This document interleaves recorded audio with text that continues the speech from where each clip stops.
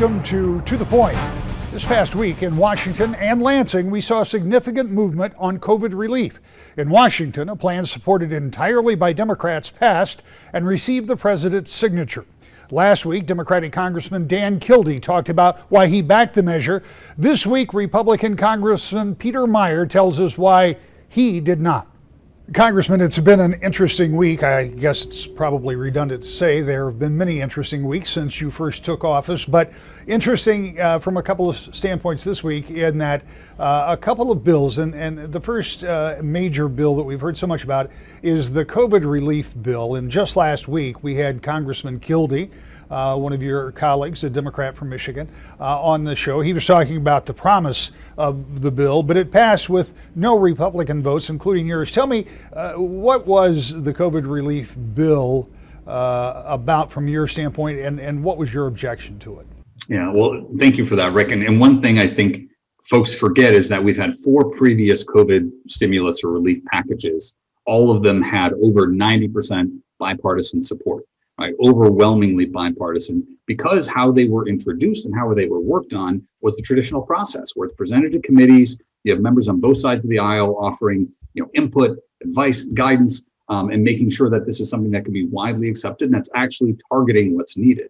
Now, the process of the Biden administration, Speaker Pelosi and Leader Schumer went through on this was called budget reconciliation. This is what was used to pass the Tax Cut and Jobs Act in 2017. It was what was used to pass the Affordable Care Act. This is used for pieces of legislation that they know are not going to be bipartisan, that are going to come down to a party line vote. So instead of a collaborative process, this was a take it or leave it. Here is a bunch of items, some of which are acceptable and necessary. Right? I'm part of the Problem Solvers Caucus. We had tried to pass a $160 billion package earlier and saying, let's cleave off the vaccines, the PPE, the money for testing. Let's have that set aside. Let's pass it through because that's what we need to get through the pandemic. And then we can discuss, some of the longer form components. But while there are a lot of good things that were in this bill, I support direct cash relief. I support, money to help reopen schools. At the end of the day, this wasn't a COVID relief or stimulus package. This was an omnibus appropriations package. That's funding going out through 2025. It has incredible amounts of money for state and local governments, well in excess of whatever their projected COVID losses were. I think the city of Detroit is getting 3 times the amount of money that they expected to lose due to COVID. So this isn't just something that was targeted and direct in looking at what the negative impacts of COVID was.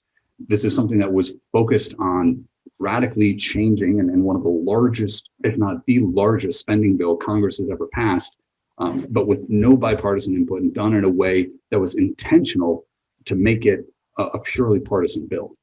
What does this do then for the atmosphere in Congress, which I would suggest is already somewhat poisonous? And what does it mean for bipartisan cooperation going forward on other issues? Because these kind of actions don't happen in a vacuum. I mean, you and your fellow Republicans clearly know that you were left out of this process. And so if that is the way it appears to you, what does that do for trying to cooperate going forward on other issues? Well, it's certainly frustrating and doesn't send a good signal. I mean, there was the initial package put forward, and then a number of Republicans came forward with okay, that's your initial offer. How about we focus on these components? And then that was it. I mean, it was presented as a take it or leave it with no opportunity for amendments, no opportunity for any input.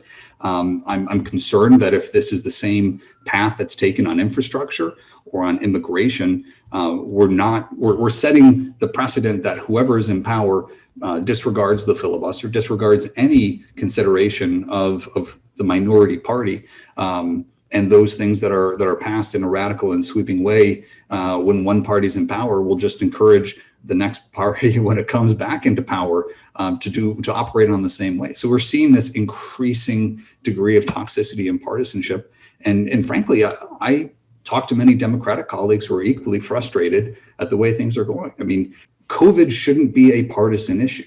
Getting through the pandemic, ensuring that we get the aid needed by many of our citizens, that should not be a partisan issue. But it becomes partisan when it's used as a cudgel, when it's used as, the baby to excuse all the rest of the bathwater that's being pushed forward. Let's talk a little bit about business help. I know you and colleagues have been working on ideas about helping businesses in West Michigan and elsewhere when it comes to surviving this pandemic. Can you tell me a little bit about that effort?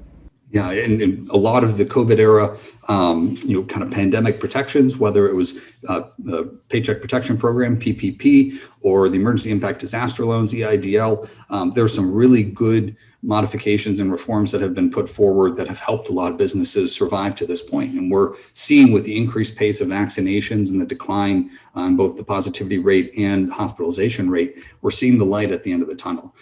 So now how can we ensure that economic rebound, that reopening that is short to come, how can we make sure that is as sustainable and permanent as possible? And a lot of this comes down to trying to reduce uncertainty.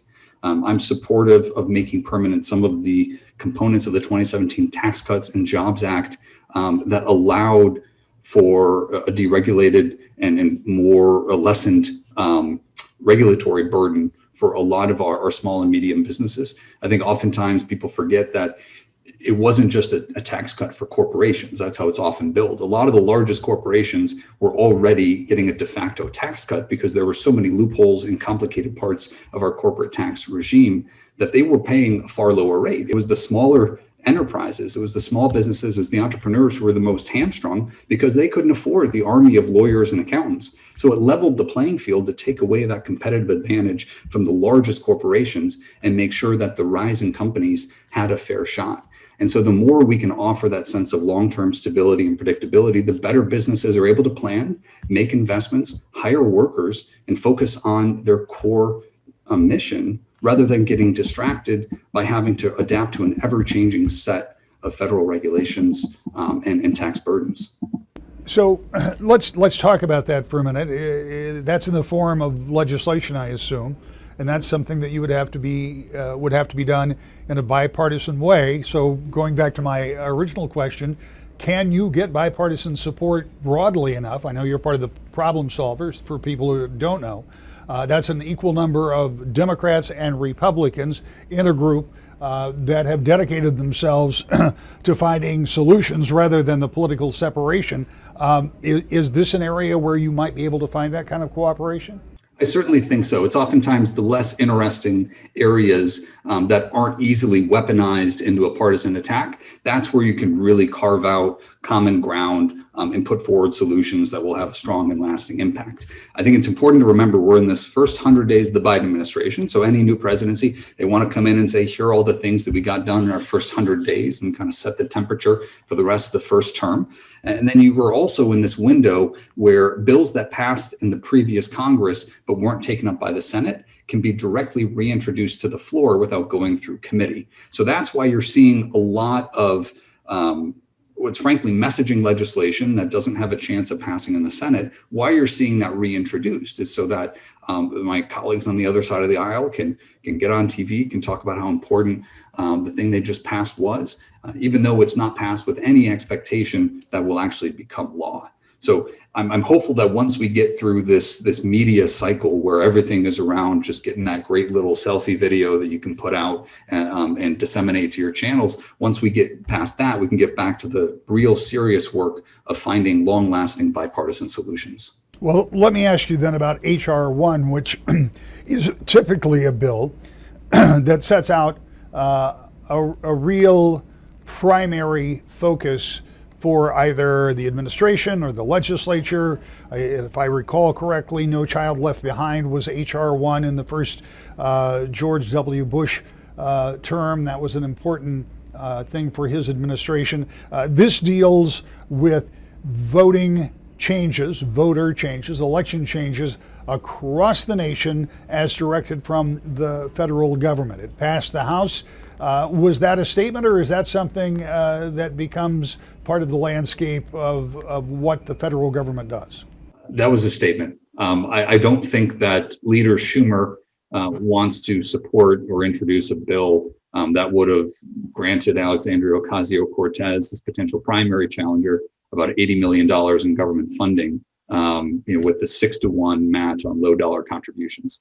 A lot of this, again, it's around messaging. And there's a lot of components of that that, we look at and say, nobody's really a fan of extreme partisan gerrymandering, except whatever party is in power in a certain state.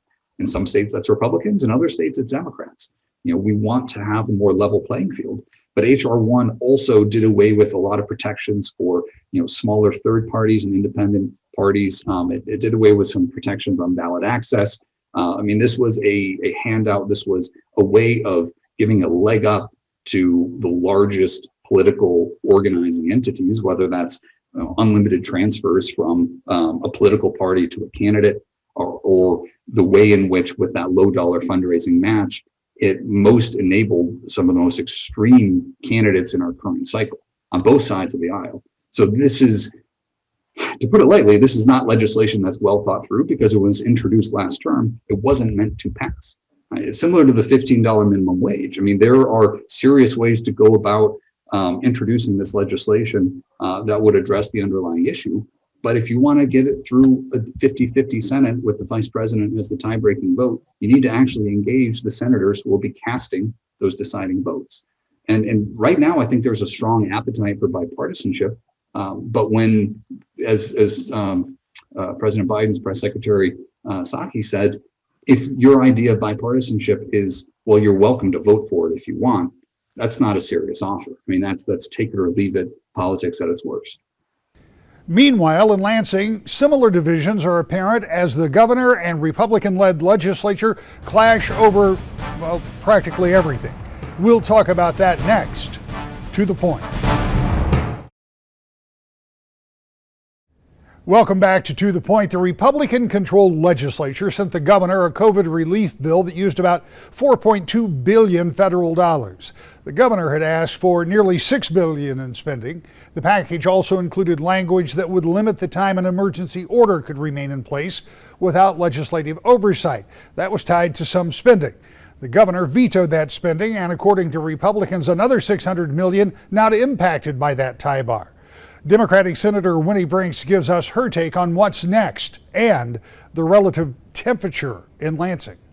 Senator, there are a lot of important issues that you're dealing with in the legislature, and even though we're still operating under this kind of pandemic clause where there aren't as many people around, it hasn't slowed down the amount of important things that you're trying to accomplish. And let's start first with COVID relief. We know that at the federal level, a big $2 trillion plan, almost $2 trillion, was passed without any Republican input at all.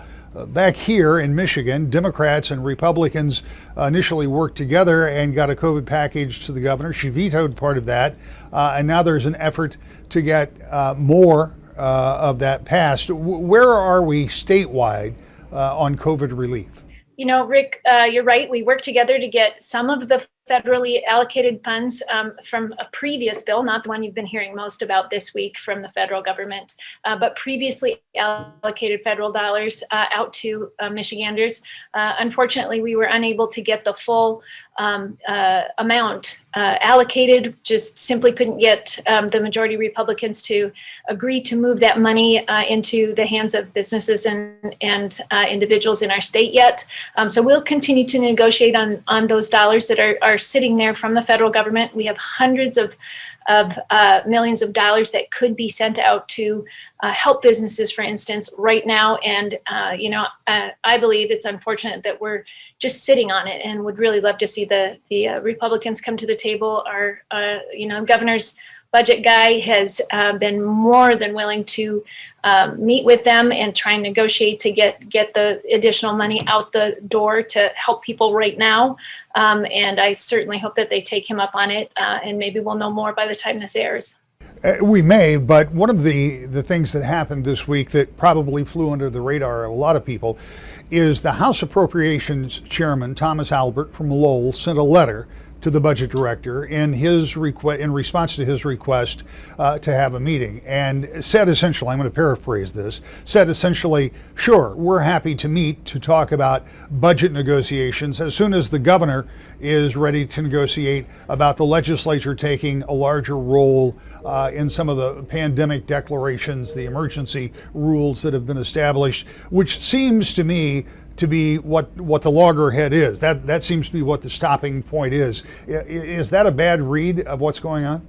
No, I think it's an accurate read. The problem with that interpretation on the part of legislative Republicans is that that is currently the way the law is written, and I understand they would like to change that, but they need to respect that the governor, as the chief executive officer of our state, has that responsibility, and she is exercising it. Just because they don't like it doesn't mean that we can't get together with the governor's people as a legislature and allocate resources to people who are in need right now. That is our job. And according to the law, we can do that. So to hold it up because we just don't like how things are organized here, and we just don't like it that she has that kind of authority, that's their argument. And I just don't really think that that's going to fly with people who actually need those resources right now. Well, there is another $600 million that the House passed that the governor had vetoed.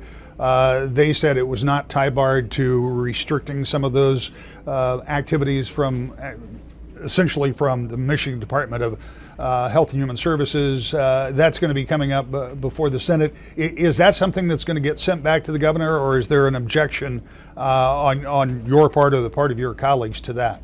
Yeah, I don't anticipate that I'll be supporting a veto override on this case. This money can be negotiated and it can be sent out in the next supplemental. There are issues there clearly between the governor and legislative Republicans in terms of this proposal. They need to come back to the table and work this out so that we can get those resources out to the people of Michigan. Well, let me ask you a question, because you've been in the legislature a while. You've seen this play out. Is that possible? I mean, both sides, from this observer's standpoint, seem pretty entrenched. And if the beginning of the negotiation is, I'm not going to move from where I am, then there is no negotiation.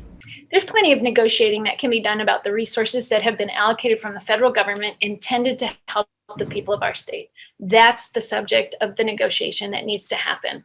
We can have arguments about who should have what kind of authority, but the reality is, if you are holding up resources that could go to help people keep their doors open, to make sure they don't get evicted, to help individuals have the food support that they need, because some people literally can't afford to eat right now.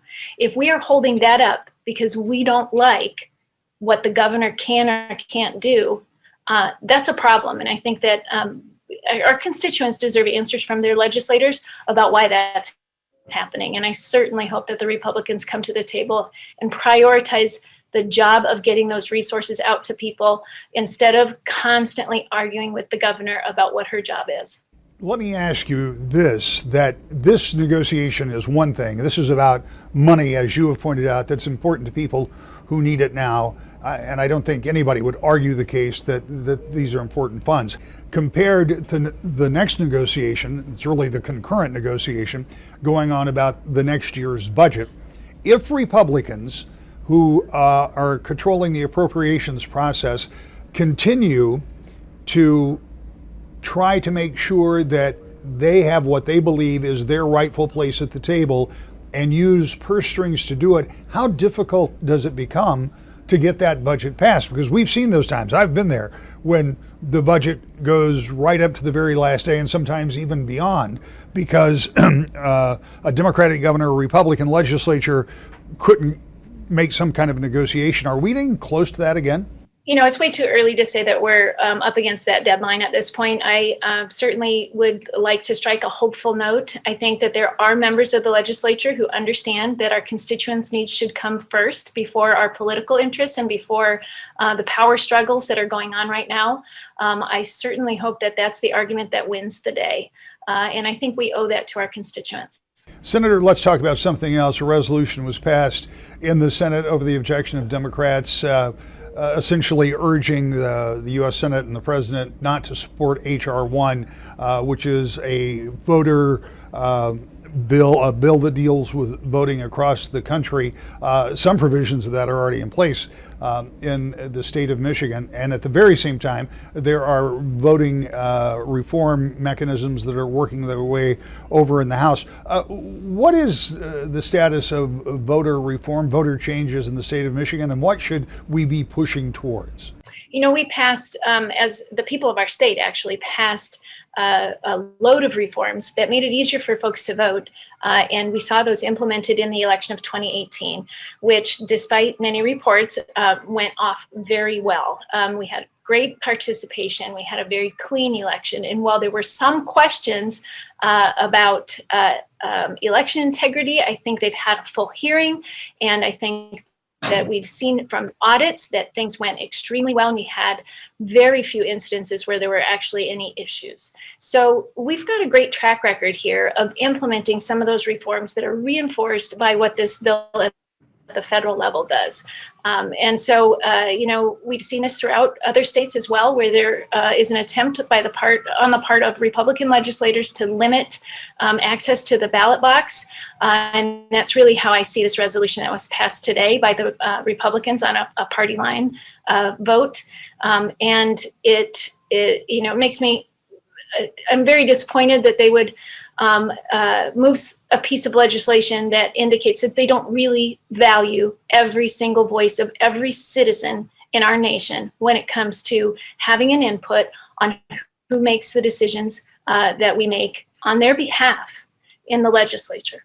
Let's talk just a little bit in the closing minutes that we have here about what the condition of our state government is. In watching sessions over this past week, it occurs to me that if not the divisions, certainly the passions are greater than I have seen for a while. Are we in a period in the legislature where the individuals on both sides of the aisle have really dug their heels in? And are we in a place where getting the kind of cooperation we were talking about earlier, particularly when it comes to budgetary issues, is more difficult than it has been in the past? Or is that just a perception because of a few days of session that I've watched? I do think that we've seen evidence this year, and I've in my 9th year of serving in the legislature, so I've certainly seen seasons where we've been more cooperative, but never in a time of divided power. And I still think that we are seeing, particularly Republicans who were used to having, holding all the cards and for most of the past decade, having a hard time understanding that in order for divided government to work, it requires a different kind of effort. It requires the ability to work across the aisle, to get together and talk about what we do have in common and what we can move together on behalf of the people that we all serve, regardless of party. And Rick, I've passed a number of bills or worked on a number of bill packages, and the ones that are successful are almost entirely bipartisan packages. So it's, I think in my case, 100%. So it's interesting for me to watch the rhetoric from each side. Yet I want the constituents of Michigan, the residents of Michigan, to understand that there are those of us who are working together and who are trying to set aside our differences and get some good policy done and get some good resource allocation done when it comes to our budget. So that bipartisan cooperation is not dead, but it's getting harder and harder for people to see that. Because the voices on at each of the other ends are much louder right now, and in many cases for good reasons. But let's keep our eye on the prize here and make sure that we understand that there are people who are willing and able to work together despite this environment. Back with a final thought next. To the point. In Washington and Lansing, the bipartisan cooperation that many have called for seems more and more elusive. And with major issues that need to be dealt with in both capitals, the future of real compromise legislation is in question at best. That's something we'll be keeping an eye on every week right here. To the point.